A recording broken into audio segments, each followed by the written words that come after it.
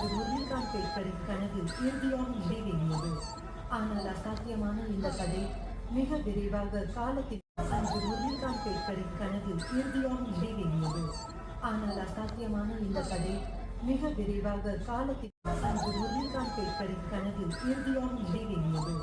ஆனால் அசாத்தியமான இந்த கதை மிக விரைவாக காலத்தில் அன்று முரளிகாந்த் பேட்கரின் கனவு இறுதியாக நிறைவேறியது. ஆனால் அசாத்தியமான இந்த கதை மிக விரைவாக காலத்தில் அன்று முரளிகாந்த் பேட்கரின் கனவு இறுதியாக நிறைவேறியது.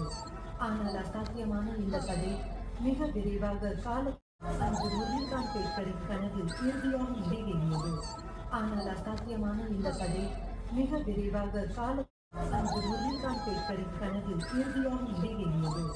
ஆனால் அசாத்தியமான இந்த கதை மிக விரைவாக காலத்தில் அன்று முரளிகாந்த் பேட்கரின் கனவு இறுதியாக நிறைவேறியது. ஆனால் அசாத்தியமான இந்த கதை மிக விரைவாக காலத்தில் அன்று முரளிகாந்த் பேட்கரின் கனவு இறுதியாக நிறைவேறியது.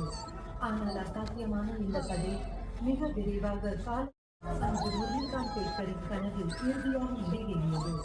ஆனால் அசாத்தியமான இந்த கதை மிக விரைவாக